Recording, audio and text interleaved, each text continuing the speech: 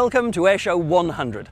Today, it's a celebration of the very best of 50s aviation at the Air Atlantique Classic Airshow here in Coventry. The Coventry Classic Airshow has established itself as one of the unique shows on the air display circuit, with its emphasis and support for classic air transport types, such as the Lockheed Electra and the Douglas DC-2 and 3. A number of classic types are based here, but many more fly in for the weekend from all over the UK and continental Europe. We spoke to Air Display Director Mike Collett about the show. A lot of activity leading up to the show, yes. It's hard work, there's 1,001 things to deal with, so it's not something you do lightly. Surely it's too much trouble because you're trying to run a business as well.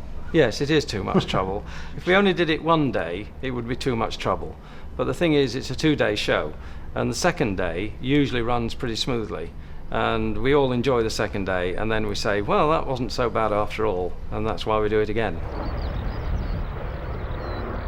Mike told me more about the Air Atlantique operations based at Coventry and the aircraft his company fly from the airport. Well, Air Atlantique has two DC-6s, which are a fine classic airliner. I mean, an intercontinental airliner, the Boeing 707 of its day. And they're magnificent machines that do very well at an air display. Dakotas, of course, we've got Dakotas on aerial work activities and one still on public transport. And the Electras, I mean, we've got 10 Electras, and they are now a classic type. In the air display, they're a phenomenal airplane. The B-17G Flying Fortress is a regular star of the airshow scene and flies as a dedication to the band of volunteers who keep the plane airworthy. Sally B, as she's called, also serves as a flying memorial to the 79,000 American airmen who lost their lives in Europe during the Second World War.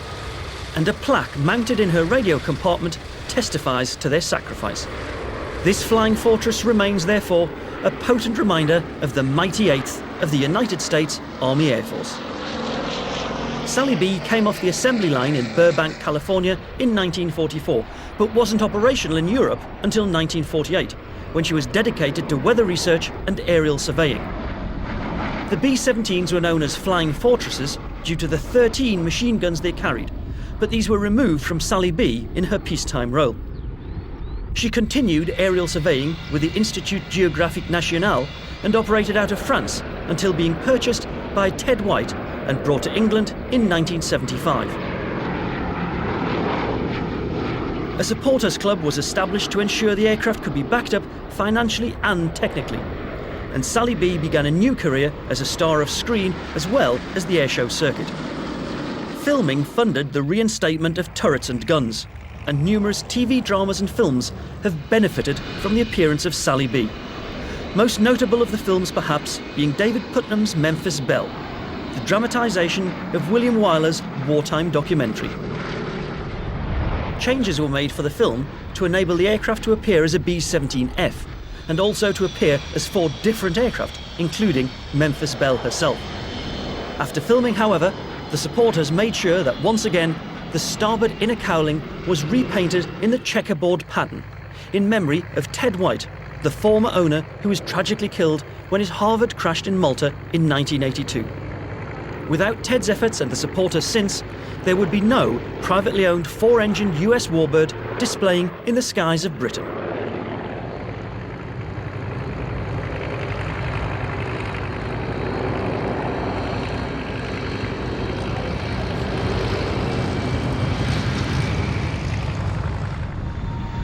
Designed originally by Frank Barwell in 1933, the Bristol monoplane was intended for the commercial and corporate market, but it soon attracted interest from the Air Ministry due to its high performance and speed, which was in excess of 300 miles an hour.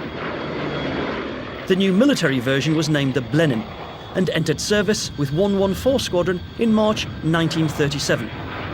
It was fitted with retractable landing gear and space for a pilot, navigator and air gunner radio operator. But despite its performance, the aircraft sustained huge losses as German single-engined interceptors became more sophisticated during World War II. It still notched up some notable firsts, however.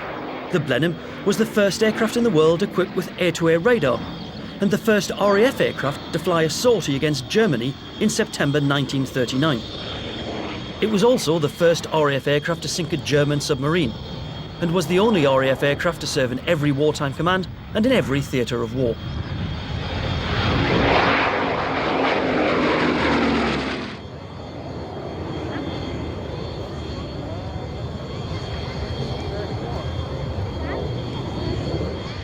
This is a 1936 Westland Lysander, a rugged, high-winged monoplane with a fixed, spattered undercarriage. It was designed for low-level reconnaissance and observation. However, the Lysander is best remembered for its role in the delivery and collection of agents behind enemy lines. Such roles suited its short takeoff and landing capabilities, and an extra fuel tank was fitted to extend the range. A ladder was added to enable quick loading and exit of agents. This former Royal Canadian Air Force Lysander is fitted for the spy taxi role and painted black accordingly. Operated by the Shuttleworth Collection, this Lysander is the last airworthy example of this historic type.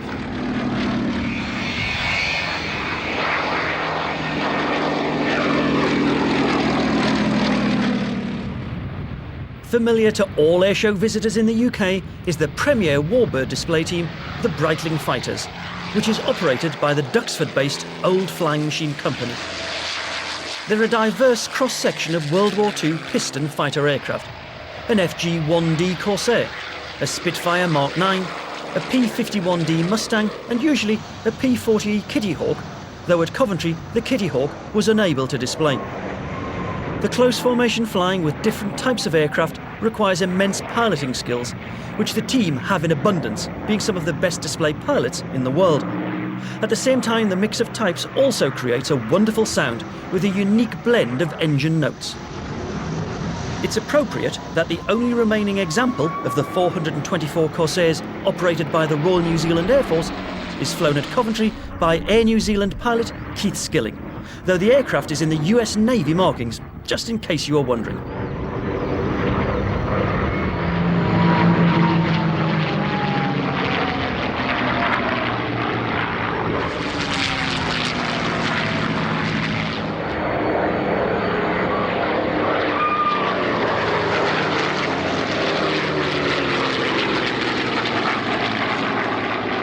The most famous fighter of all time remains for many the Spitfire, and this particular Mark 9B is perhaps the best known of the type still flying today. MH434 flew 79 wartime operational sorties with the Royal Air Force before being retired in 1945. It also saw action with the Royal Netherlands Air Force before ending up in the hands of Old Flying Machine Company founder Ray Hanna. Today, the pilot is Nigel Lamb. Lee Proudfoot's Merlin-engined P-51D Mustang rounds out the trio with an aircraft that saw service with the US 8th Air Force. More than 30 years later, it clocked up a speed of 384 miles an hour when it entered in the Reno Air Races in 1975.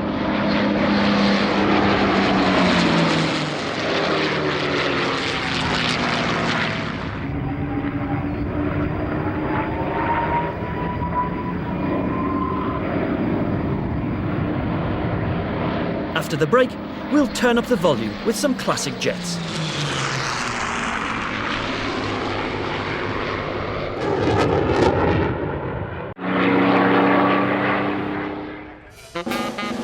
The wonderful weather at Coventry ensured a big turnout at this popular show, and an impressive number of classic and rare jets were fueled up and ready to put on a spectacular display.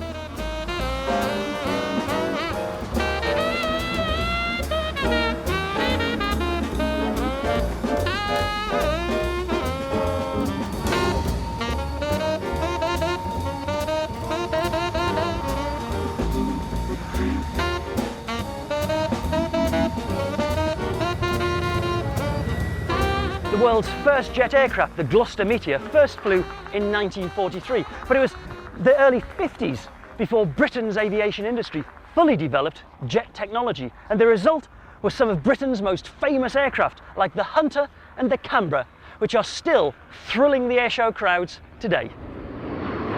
A regular sight on the UK airshow scene is the vintage pair, a display by a Gloucester Meteor NF11 and a de Havilland Vampire T55, which mirrors the original RAF display team of the same name. This pair is operated by de Havilland Aviation of Bournemouth, who are dedicated to preserving, in flying condition, de Havilland post-war jets. Obviously, however, the Meteor's an exception as it's a Gloucester aircraft, though this particular variant was actually manufactured by Armstrong Whitworth. In 1948, the Gloucester Aircraft Company had no manufacturing capability to develop the night fighter requested by the MOD, as they were concentrating on design and manufacture of the Gloucester Javelin.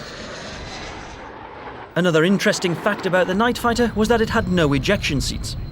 This was ironic, considering that the Martin Baker Company had installed ejection seats in the other Meteor variants. Indeed, the first live ejection seat test was from an early Meteor.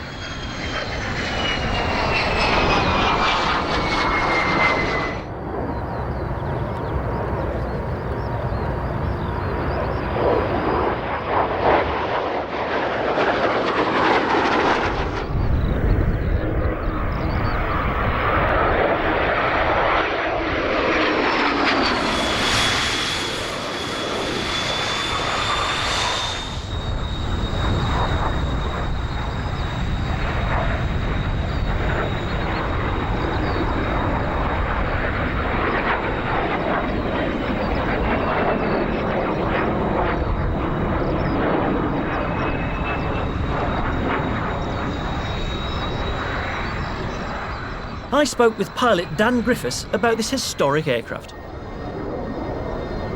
Dan, I understand that this aircraft was actually built here at Coventry.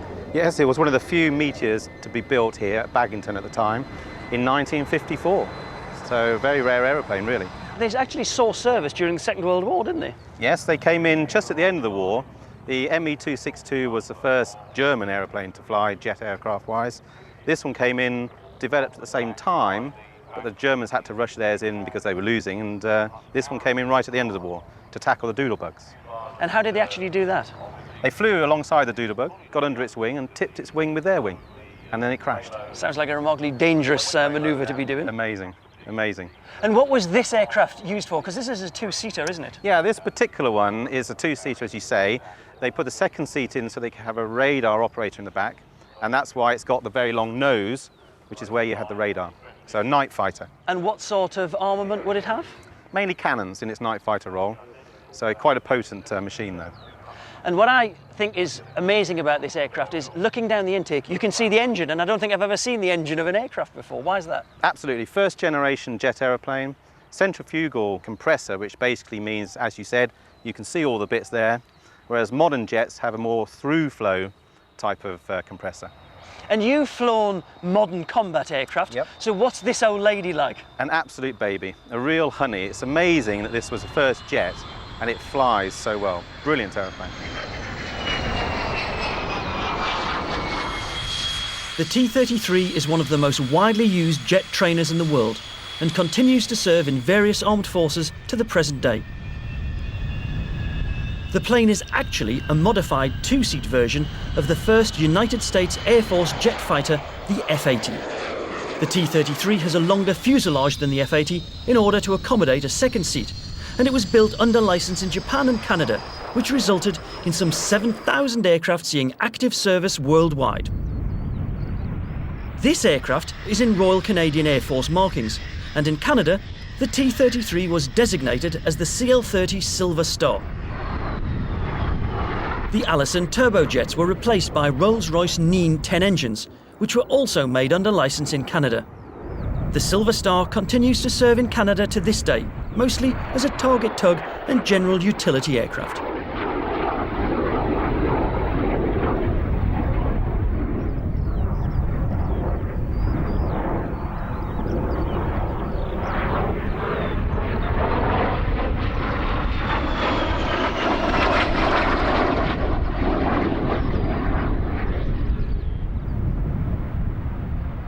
Air Marshal Cliff Spink is another pilot who flies with the Old Flying Machine Company and has a pedigree to match the aircraft he displays.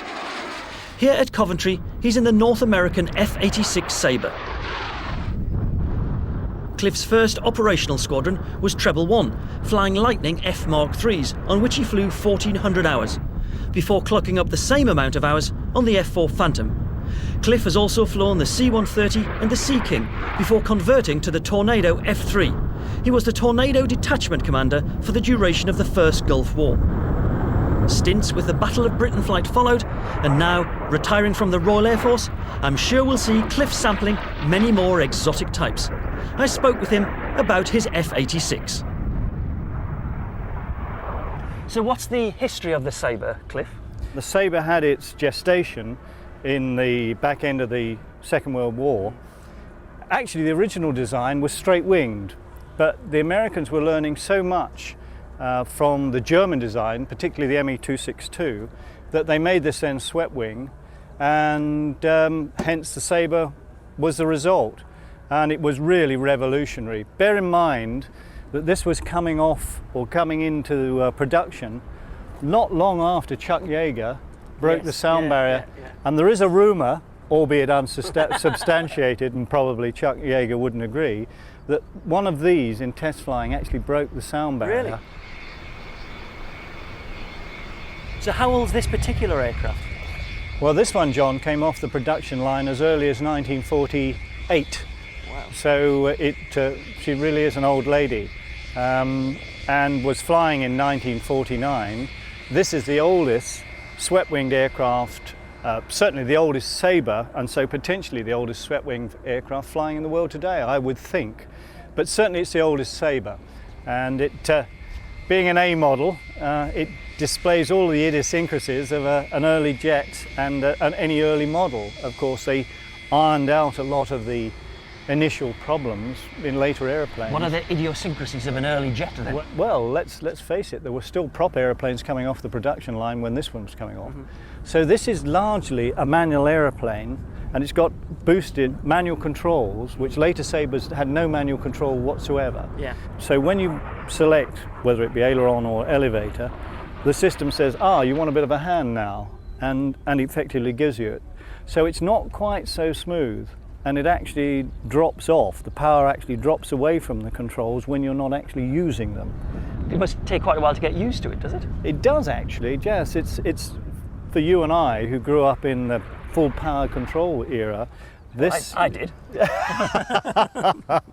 Yeah, well, I wasn't. I did as well. But this, it took a little bit of time getting used to. And of course, the Sabre in itself saw plenty of military action in a number of different conflicts. The Sabre in its battles with the MiG-15 are the ones everybody will remember this aeroplane for. The dear old P-80 Shooting Star, which was the first real one into combat with the MiG-15, and actually had some initial success, but was easily outclassed by the MiG-15. And so this one was, the Sabre was really rushed in and pretty quickly, and as a result of a superb design, albeit that the MiG-15 was pretty much a match. Indeed, in some areas was more power than the early Sabres. But the American pilots were achieving what was thought to be about a 10-to-1 exchange in victories. I think that's been, as history has gone on, it's come down a bit. But nonetheless, you get to see just exactly what these guys were doing with this aeroplane. And this was basic air combat with guns. I mean, we're not talking about missiles or anything these days. Absolutely right, John. I mean, over my shoulder you can see the 6.5 machine guns. If the airplane had a limitation, actually, they didn't learn, perhaps it was a design problem, but you remember from the World War II airplanes, first of all, pop guns of .303 machine guns, and then they got 20mm cannon, because basically the German aircraft were outgunning the Allied airplanes. Well, the Americans always had a heavier caliber machine gun with the .5, but they didn't change to cannon when we went to jet. The MiG had cannon, a pretty heavy caliber thing. So they were doing this with some fairly small, in relative, small guns, .5 machine guns. From the same stable as the P-51 Mustang comes the T-28 Trojan. This aircraft was transformed through numerous variants from an advanced trainer into a frontline fighter rather than the other way around, which was more usually the case. North American was commissioned to produce a trainer after World War II to replace the venerable Harvard, and the T-28 was the successful result. However, there were several hundred surplus T-28As, and 245 were sold to the French in 1959. Sud Aviation modified them for the French Air Force with a bigger engine and armaments for a front-line combat role. The modified T-28 is known as the Fennec, which is a desert fox, and this one, in French desert colours, comes from the fighter collection at XviD. Classic aircraft are expensive to keep in the air, and classic jets are often prohibitively expensive to keep flying. Much of the work on classic aircraft is undertaken by volunteers in their spare time, and without their efforts, many of these planes wouldn't fly again. Another increasingly popular way to keep the aircraft flying is to attract sponsors to supplement the volunteers' fundraising efforts, and they can become a crucial lifeline to keep these classic aircraft in the sky.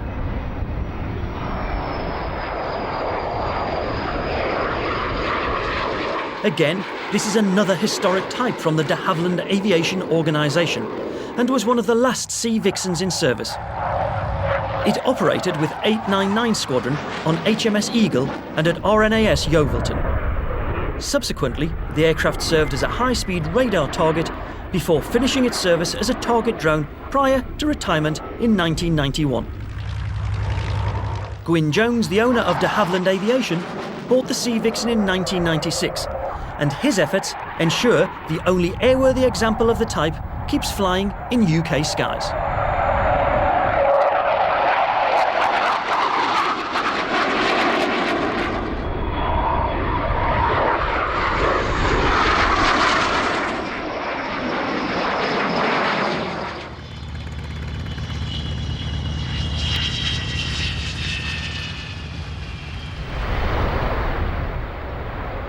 The English Electric Canberra was the RAF's first post-war jet bomber, and it's still in service today, 51 years after it first flew, and it's expected to continue until 2007.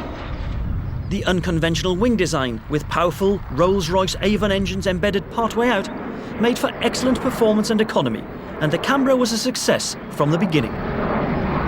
The first operational aircraft were delivered in May 1951. And such was the speed and altitude capability of the aircraft that it carried absolutely no defensive armament. Indeed, for many years, the Canberra flew higher than any aircraft, and this very example, WK-163, with a specially fitted Napier double Scorpion rocket motor, captured the world altitude record of 70,310 feet in August 1957. The Canberra became hugely popular all over the world, and soon after entering service in the UK, the United States Air Force took interest in the type. They commissioned the Glenn L. Martin Company to produce Canberras under license in the US, and 403 of the new Martin B-57s served throughout the late 50s and 60s, many of them seeing combat in Vietnam. Canberras are still in service with the Royal Air Force, with a specialist reconnaissance Canberra PR-9 fulfilling an important role during the recent wars in Afghanistan and Iraq. Latterly, WK-163 was used for various testing and research assignments, before being purchased by Classic Aircraft Projects based here at Coventry. They've carried out a major refurbishment programme for this season and present it in the classic black and grey colours of Bomber Command.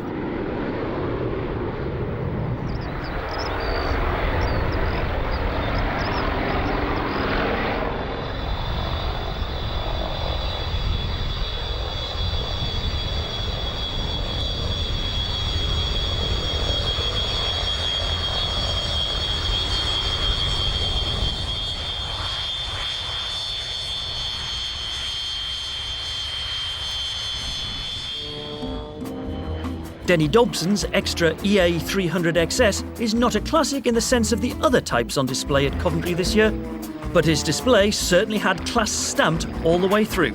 So let's sit back and enjoy the ride.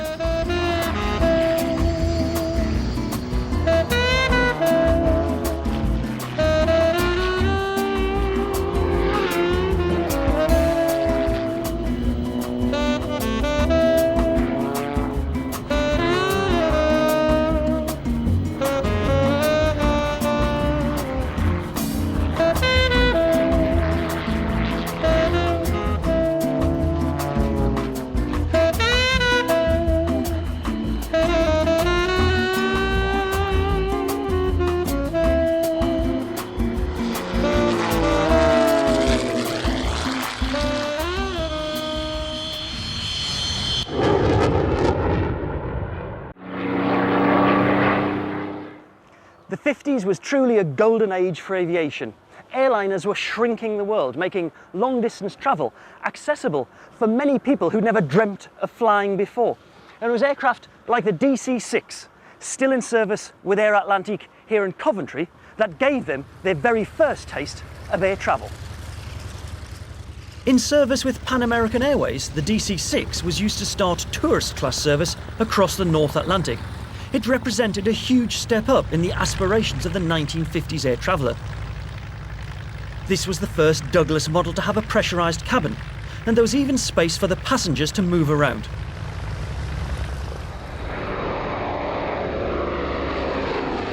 American Airlines and United Airlines also operated the DC-6, and the 29th plane off the production line became President Harry Truman's presidential aircraft. As if the new comfort wasn't enough to sell the aircraft, public relations staff photographed models inside the DC-6 cabin, amongst them a young lady called Norma Jean Baker. Before, she was known as Marilyn Monroe. Maybe, as a result, demand for the DC-6 vastly exceeded sales estimates.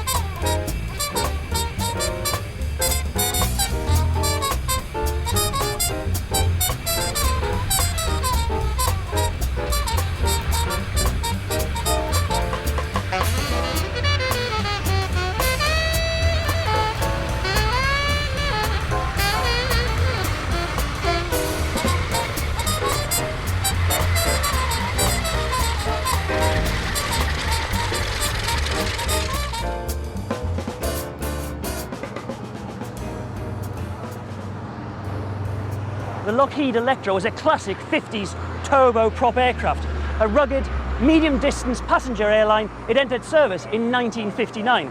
Unfortunately for the Electra, it was rapidly superseded by jet aircraft like the Boeing 727.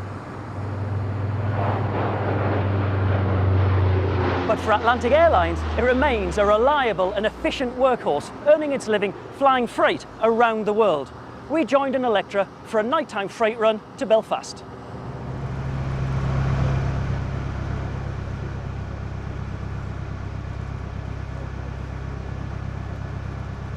In the mid-50s, a lot of domestic airlines like Western and American were looking for an aircraft to replace the aging piston fleet.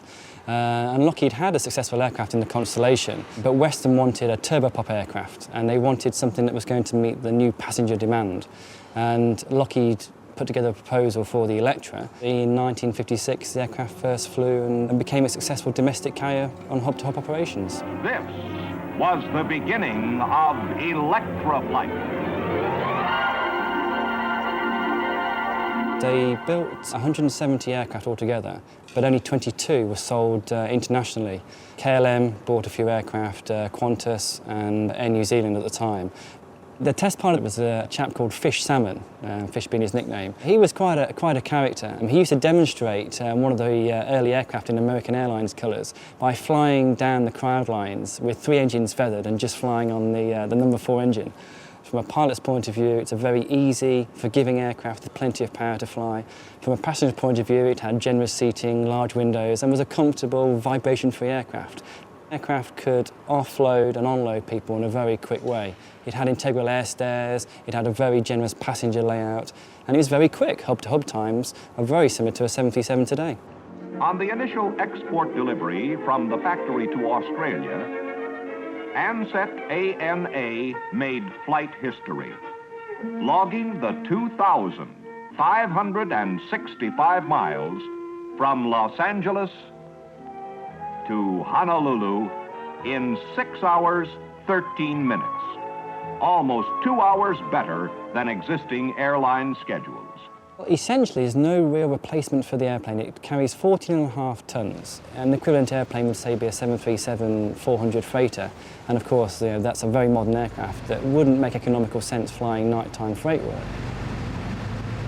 It was well designed at the time for good access and is easy to maintain, is very reliable. We have a dispatch reliability of something like 99.7%, which is as good as anything built today. From our point of view, the aircraft is tremendously well supported with spares, and of course the aeroplane shares components with the P3 Orion. The engines we use on the Hercules, so we've seen no problem with operating the aircraft for another 10 years with the spares we have today.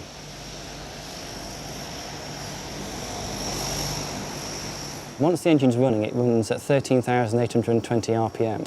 They produce 4,000 shaft horsepower, and they run at a constant speed. So basically, when you move the throttles forward, you change the pitch on that prop, which gives you instantaneous response when you're flying the aircraft, which means you have a very good climb rate, and also when you come into land, you can pull the pitch of the props back, and you can have quite a high descent rate without excessive speed. So again, it made its hub-to-hub time very, very good. The range of the aircraft is around 3,000 miles, which is pretty phenomenal considering the size of the aircraft. With 3,000 miles, we've been able to operate the airplane on transatlantic charters, which gives us tremendous versatility. 3,220 miles in 7 hours, 55 minutes. 4.5 hours better than the fastest scheduled airline. Establishing a new non-stop record from Istanbul, Turkey to New Delhi, India. Although this aeroplane was economically better than any jet at the time, people's perception of propeller-engined aircraft was waning. So within 7 or 8 years, the aircraft was falling out of favour, and most of the primary airlines then sold the aircraft on or turned them into freighters. It has outlived the 727. It has outlived quite a few aircraft of that era. It's just so versatile and reliable from our point of view. And so many of the world's most discriminating airlines have confidently chosen the Electra, the profit liner in today's fleet of jet transports, rapidly becoming an international favorite in man's new age of mobility. And this is only the beginning of Electra jet service throughout the world.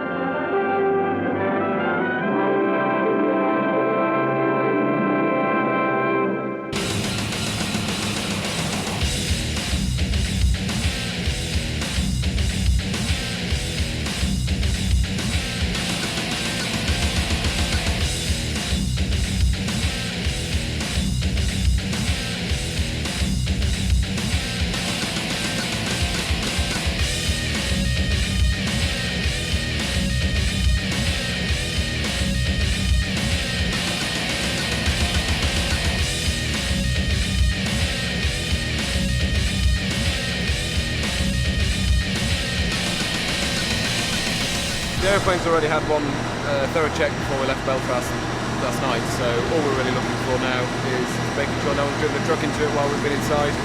Give it a quick once over, that's all really.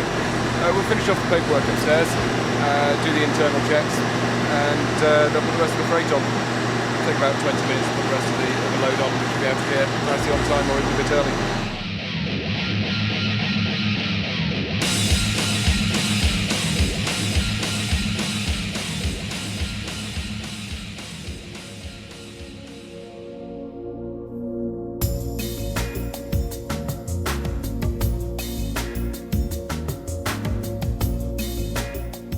Button in, turning, pressure drop, no overspeed, rotation.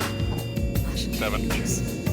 Turning, drop, no overspeed. 872 taxi, backtrack line up runway 23, the QNH 1018. Everybody strapped in, guys. We'll stop for anything prior to V1. Above V1, expect to continue to take off, and depending on the nature of any emergency, either continue on to Belfast or back into here.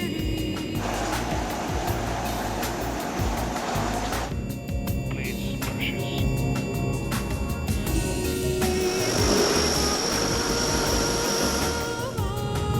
V1.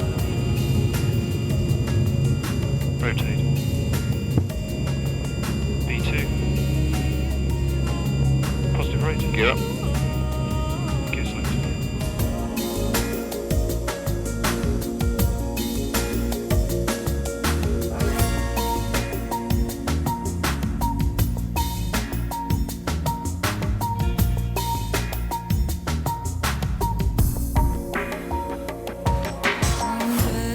we're just passing about 20 miles to the south of Liverpool, and from here we'll be going over the top of the Isle of Man and then straight to Belfast. Primary flying instruments, which are pretty much the same on any aeroplane. That's what Steve's using to fly the aeroplane. The instruments are duplicated across the cockpit, so he has his own set as well. Down the middle here we have all the engine instruments. So we've got turbine temperature, horsepower and RPM for all of the engines, and then oil pressures and temperatures down that side, and the associated controls there. In the middle here is our fuel panel, so that allows us to decide where the fuel's coming from. We can feed fuel from any tank to any engine. I've got about 2,500 hours on the Electra now. I've been flying it for just about 5 years. I've been a captain for the last 3 years on it. I've been with the company since 1997, and they trained me specifically to fly on the Electras. In terms of peculiarities, it's an aeroplane like all aeroplanes. It goes down when you push the stick forward and goes up when you pull it back. It's a very nice aeroplane to fly. It's very stable, it's nice and steady. It's a very solidly built aeroplane, and it copes very well in all sorts of weather. We have an autopilot, but as often as not we choose to fly it by hand, especially on a short sector like this. I've flown this across to Quebec, which took 9 hours and 5 minutes, which I believe is still a company record actually. I don't think anyone's flown in Electra for longer than 9 hours and 5 minutes. And after 9 hours your legs do go to sleep a bit. Newer airplanes tend to have more TV screens and fewer gauges like this, in that they have multifunction displays on a newer aeroplane, so they can select different gauges to appear on the television screen as they want to look at them. We don't have that facility, so the gauges are there all the time whether we want to look at them or not. The weather's pretty much as it was when we left Coventry. The visibility is pretty good. Some medium level cloud around about 3,000 feet, but it's not a problem for us tonight at all. We can fly with a cloud base down to 200 feet and visibility down to 550 metres. There are plenty of aeroplanes that can land in much worse visibility than that, but for this morning we've no problem at all landing with the weather that we've got. Mornings like this, and you've got the sun coming up and you're looking out at the clouds. It's great. Good fun.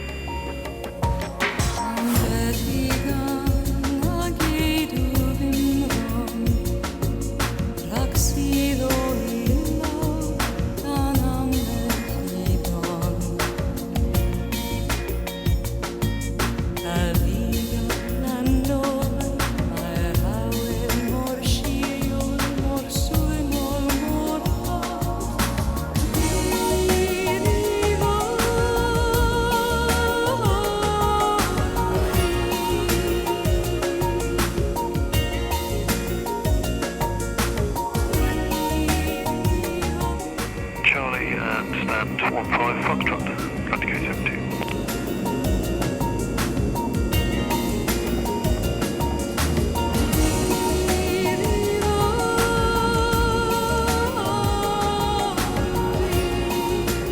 We'll go and get some sleep and come back tonight, do the same thing again.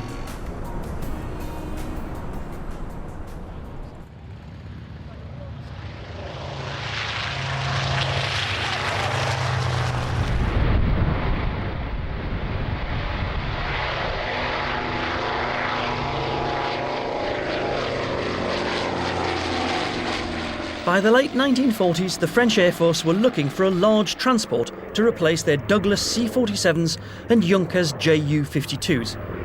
This is what the French SNCA du Nord company came up with, the Nord 2501, with dual piston engines and a twin-boom layout similar to the Fairchild cargo lifter. After different prototypes and an engine change, the aircraft went into production for the French Air Force, and it served well into the 1980s. In total, 425 aircraft were built, with the West German and Israeli Air Force also taking on the type. The Nord Atlas made little impact with its civilian cargo versions, and today at Coventry, we're seeing the only aircraft believed to be still airworthy. The Nord Atlas has been flown over from its French base in Marseille by Jacques Rambach and Jacques Letessa.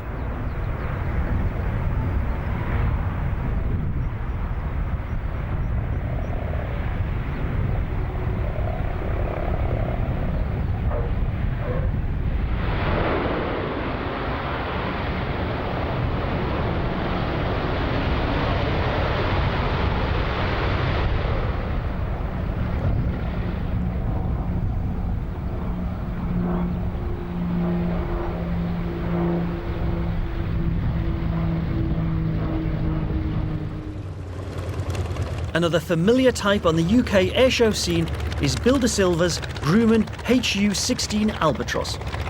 There's not much water to land on in Coventry. Nonetheless, this lovely-looking aircraft is a pleasure to watch. The US Navy commissioned Grumman to produce the Albatross in 1944, and it went on to serve in Korea and Vietnam, where it was utilised for a variety of duties. 426 of the type were built, serving in 22 air arms, and it's estimated that around 30 are still flying in private ownership today.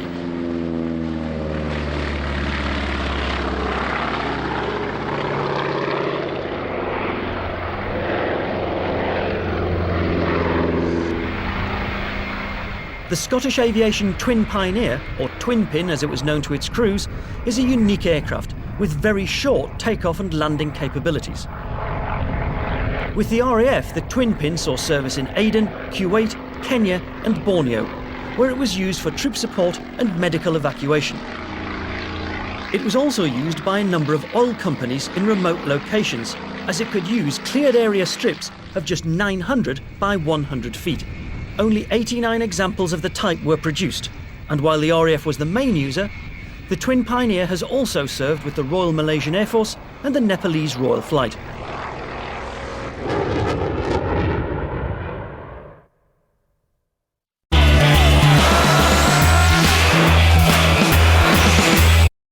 Jose is a TV repairman with an amazing secret.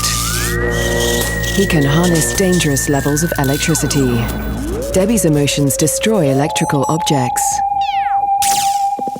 This is where appliances go to die. Are their abilities a blessing? He can tolerate it like nothing. It doesn't even blink an eye. Or a curse? It doesn't matter if your hairdryer blows up, but what if you do a bigger thing? My shocking story continues with the world premiere of Electric Human, Thursday at 9, only on Discovery.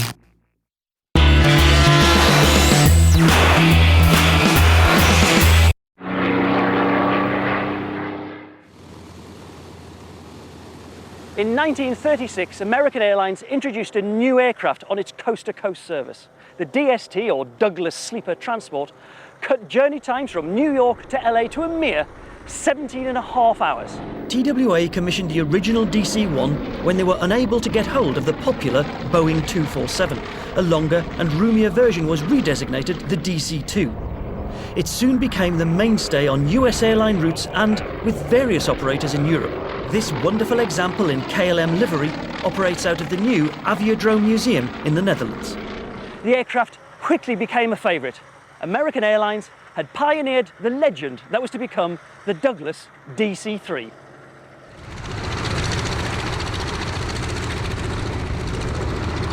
One of the DC-3's finest moments came just at the end of the Second World War during the Berlin airlift.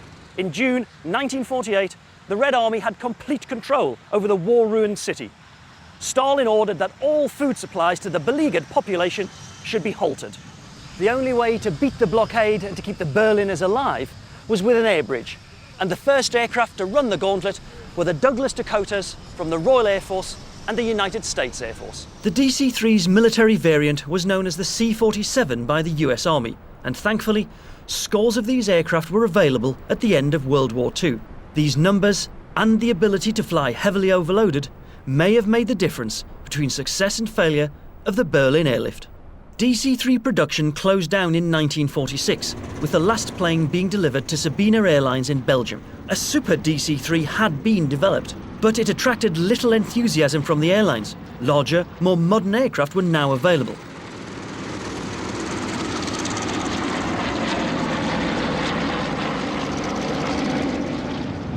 One of the attractions of Coventry is its emphasis on civilian aviation, which is often ignored in other shows.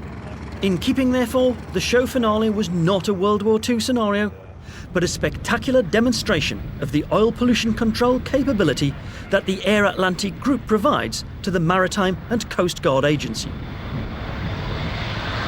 A Coast Guard Cessna 406 provides the surveillance and aerial wrecking, whilst the Douglas DC-6 and Lockheed Electra, fitted with spraying gear, make low passes spraying water instead of chemical dispersant.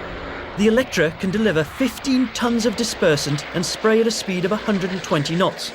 In 48 hours, 2 Electras could deliver 810 tons of dispersant in coastal waters. This is comparable to the capability of many more modern types. It just goes to show, there's still plenty of useful duties for these classic aircraft to fulfil. We've had a real nostalgia fest here at the Air Atlantique show. A look back at a time when jet aircraft were just a novelty in the sky, and when air travel meant so much more than a cramped seat, a preheated meal, and waiting for that in-flight movie. From Airshow 100 at Coventry, goodbye.